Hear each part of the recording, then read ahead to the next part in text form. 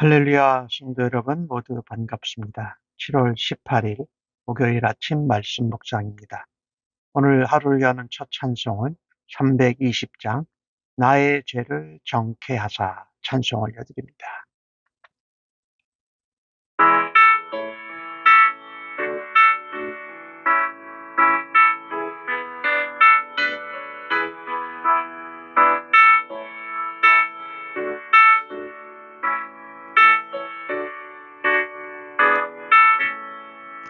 나의 죄를 정케하사 주의 이름 삼으시 구세주의 넓은 사랑 항상 찬송합니다. 나를 일꾼 삼으신 주 크신 능력 주시고 언제든지 주 뜻대로 사용하여 주소서. 내게 보여주시려고 은혜에 미루신 주 주의 은혜 채워주사 능력 있게 하소서. 나를 일꾼 삼으신 주 크신 능력 주시고 언제든지 주 뜻대로 사용하여 주소서.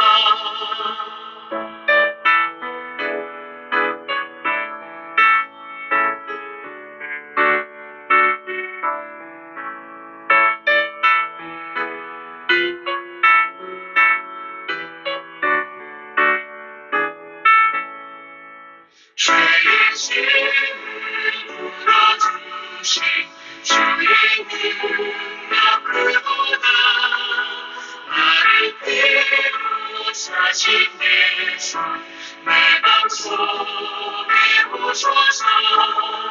나를 일꾼 삼으신 주 크신 능력 주시고 언제든지 주 뜻대로 사용하여 주소서.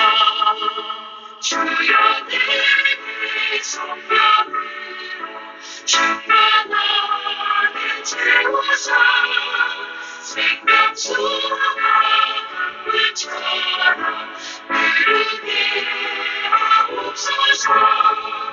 나를 일꾼 삼으신 주 크신 능력 주시고 언제든지 주 뜻대로 사용하여 주소서.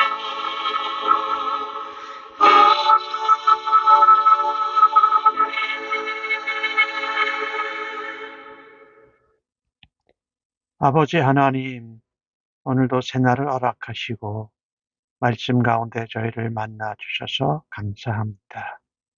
하나님 말씀을 묵상하며 아버지의 음성을 듣고 아버지의 뜻을 따라서 하루를 살아드리기 원합니다. 오늘도 성령님 충만한 가운데로 저희를 인도하시고 성령의 지혜와 총명으로 깨닫게 하여 주옵소서. 또 하나님, 우리를 위하여 십자가에 죽으시고 부활하신 예수님, 말씀대로 이 땅에 오신 예수님을 통해서 오늘 하루도 의롭고 정직한 삶으로 하나님 앞에 기쁨과 영광 되기를 간절히 원합니다. 오늘 하루를 의탁하면서 예수님의 이름으로 기도합니다. 아멘. 이 아침에 저희들에게 주시는 하나님의 말씀은 열왕기하 12장 9절로 21절의 말씀입니다. 함께 성경을 읽으십시다. 제사장 여호야다가 한 궤를 가져다가 그것의 뚜껑에 구멍을 뚫어 여호와의 전문 어기 오른쪽 곧 제단 옆에 두매 여호와의 성전에 가져오는 모든 은을 다문을 지키는 제사장들이 그 궤에 넣더라. 이에 그 궤 가운데 은이 많은 것을 보면 왕의 서기와 대제사장이 올라와서 여호와의 성전에 있는 대로 그 은을 계산하여 봉하고 그 달아본 은을 일하는 자, 곧 여호와의 성전을 맡은 자의 손에 넘기면 그들은 또 여호와의 성전을 수리하는 목수와 건축하는 자들에게 또 미장이와 석수에게 주고 또 여호와의 성전 파손한 데를 수리할 제목과 다듬은 돌을 사게 하고 그 성전을 수리할 모든 물건을 위하여 쓰여야 하여 쓰게 하였으되 여호와의 성전에 드린 그 은으로 그 성전에 은대접이나 불집게나 주발이나 나팔이나 아무 금그릇이나 은그릇을 만들지 아니하고 그 은을 일하는 자에게 주어 그것으로 여호와의 성전을 수리하게 하였으며 또 그 은을 받아 일꾼에게 주는 사람들과 회개하지 아니하였으니 그들이 성실히 일을 하였습니다. 속건제의 은과 속죄제의 은은 여호와의 성전에 드리지 아니하고 제사장에게 돌렸더라.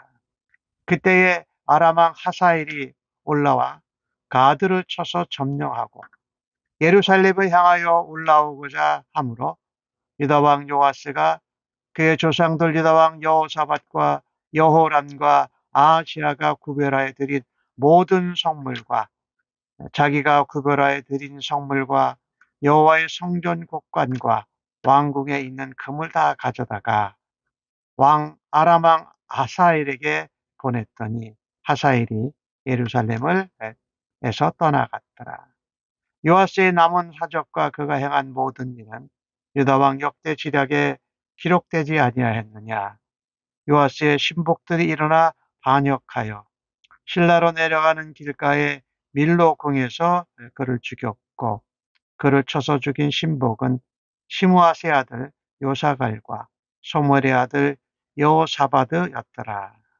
그는 다윗성에서 그의 조상들과 함께 장사되고 그의 아들 아마샤가 그를 대신하여 왕이 되니라.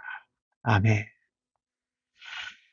요아스가 성전을 보수하는 일에 제안을 했지요. 제사장들이 사명감도 떨어지고 또 생계 문제도 있고 또한 백성들이 헌금도 잘 안 하는 가운데 성전 보수 작업이 지지부진하자 한 가지 제안을 한 것입니다. 성전에 맡은 제사장들이 그걸 하지 말고 그것을 총감독하는 감독관을 세우고 모든 성전에 들어오는 돈을 왕의 서기와 대제사장이 그것을 계수해서 총감독에게 보내고 그것을 일하는 목수 또 미장이 석수 이런 사람에게 주고 제목과 돌을 또 수리할 물건들을 직접 사도록 집중한 것입니다. 성전 보수공사는 원래 제사장들이 담당했지만 13년 이상 동안에 지지부진했으니 왕이 직접 보수공사를 챙긴 것이지요. 이것을 보면 요아스가 하나님을 향한 열심이 있다는 것을 우리가 보게 됩니다. 성전을 보수하고 관리하는 이 사역, 그 일에 있어서 그 행정적으로 굉장히 집중하고 효율적으로 일을 마쳤습니다. 먼저 제사장들이 잘하지 못했을 때에 제사장들과 동의를 얻어내서 합의를 해가지고 왕이 직접 관리하고 왕의 서기와 대제사장이 관할하도록 했다라는 것입니다. 그래서 율법에 규정된 대로 제사장들이 헌물과 헌금을 모으고 정직한 마음으로 일을 진행시킬 것입니다. 그게 이제 왕의 서기와 대제사장이었지요. 아까 말씀드린 대로 총감독을 세우고 일하는 일꾼들에게 주고 물건들을 사서 직접 성전을 보수하게 했다. 그리고 또 한편으로는 이 제사장들도 또 배려를 했습니다. 제사장들에게 속건제의 은과 속죄제의 은은 제사장에게 돌렸다. 속건제는 특별히 사람들과의 관계 가운데 배상을 해야 되는 그런 제사가 속건제고, 속죄제는 하나님 앞에 불의간에 죄를 범하고 했을 때에 하나님 앞에 드리는 제물이지요. 그것은 제사장에게 돌렸다. 생계 문제로 어려움을 겪었던 제사장들을 배려했고 말씀대로 진행한 것을 봅니다. 그리고 또 하나 한 것이 성전에 드려진 은으로 은대접, 금대접, 은그릇, 금그릇 만들지 않고 불집게나 주발이나 나팔이나 이런 것들을 만들지 않고 오직 여호와의 성전을 수리하는 일에 그 돈을 쓰게 했다라는 것이지요. 그러니 집중했다라는 것이지요. 굉장히 효율성 있게 했고 모든 그 헌물, 헌금을 한 곳으로 모았고 그것을 말하자면 확인하는 사람이 왕의 서기와 또 대제사장이 직접 그것을 모아서 출납하게 했고 총감독을 두어서 그 일하는 사람들에게 임금과 필요한 재료를 사도록 했다. 이것을 보면서 참 요아스는 지혜롭게 하나님 일에 대해서 열심을 가졌구나. 우리가 교회에서 신앙생활할 때 열심히 있어야 됩니다. 그런데 그 열심이 지혜로워야 합니다. 그래야 하나님의 몸된 교회와 성도들에게 덕이 된다. 우리가 본질을 강조하다 보면 효율성을 놓칠 때가 있어요. 어떨 때는 효율성을 강조하다 보면 본질을 놓쳐요. 근데 오늘 요아스는 성전을 보수하는데 그것을 아주 효과적으로 잘한 것을 보게 됩니다. 하나님의 일은요, 꼭 사람이 많아야 되는 것만이 아닌 것을 우리가 알 수 있습니다. 특별히 하나님의 일은 헌신된, 정직하게 순종하는 사람들을 통해서 이루어지는 것을 알 수가 있습니다. 여야다의 기행력, 그것을 조종한 이 요아스 왕의 서기, 또 총감독, 이렇게 순종하는 사람들을 통해서 하나님이 이 성전 보수하는 일을 요아스 왕의 주도하에 여야다와 또 왕의 서기와 총감독과 기타 일꾼들을 통해서 열매를 맺게 되는 것을 우리가 보게 됩니다. 비록 많은 숫자는 아니었지만은 순종하는 사람들을 통해서 또 집중하고 본질을 그대로 붙드는 사람을 통해서 하나님이 역사하신 것을 우리가 보게 됩니다.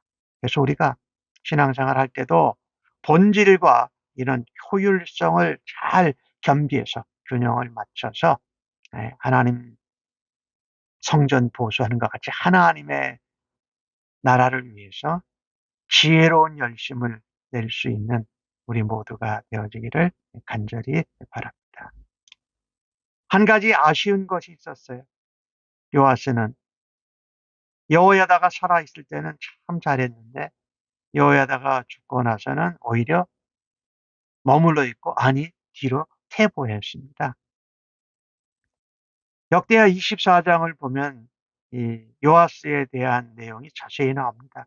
열왕기는 기록하지 않지만 여호야다가 죽고 나서 요아스는 신앙적이지 않은 불신앙적인 관리들을 의지합니다. 가까이 합니다. 그리고 하나님을 버리고 아세라 우상을 섬기는 것을 우리가 볼 수 있습니다. 또 선지자들의 말을 무시합니다.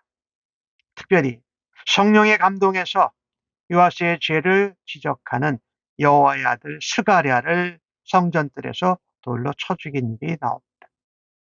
그러다가 오늘 요아스 왕은 아람 왕 하사엘의 공격을 받습니다. 가드를 점령하고 예루살렘을 점령하고자 올라옵니다. 큰 위기지요. 근데 이때 요아스 왕이 전혀 요아스 왕답지 않은 해법을 시행합니다. 성전의 보물, 또 왕궁에 있는 보물, 또 자기의 선대왕인 여호사밧과 여호람, 아시아가 모두 구별하여 드린 성물을 다 하사엘에게 주면서 침공을 막습니다. 보물로, 재물로. 이거 인간적인 방법으로 해결하려고 했다라는 것입니다. 결국 요아스는 자기를 미워하는 신복들에게 밀로 공에서 살해를 당합니다. 이것을 보면서 지혜롭게 열심히 하나님의 뜻을 따라 성전 보수 사업을 잘 관리했던 그가 아쉽게 신앙적으로 퇴보하는 것을 보게 됩니다. 위대한 업적을 이루어질지라도 하나님을 떠나고 하나님 말씀을 멀리하게 되면 결국은 범죄하게 되고 하나님의 징계를 받게 되는 것을 요아스 왕을 통해서 봅니다. 우리들 자신에게 적용해 보면서 나의 현재 삶과 과거의 삶을 비교해 볼 때 어떤가?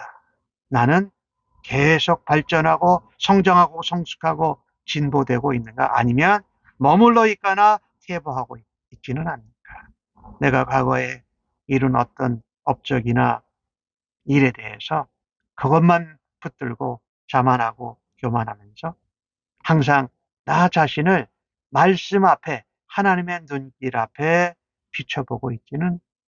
비춰보아야 하지 않겠습니까? 오늘 요아스의 마지막을 보면 우리에게 주는 교훈이 이런 것입니다. 믿음의 선한 싸움은 순간적이고 이례적이고 잠시만 하는 것이 아니다. 평생 하다가 예수님께로 가는 것이다.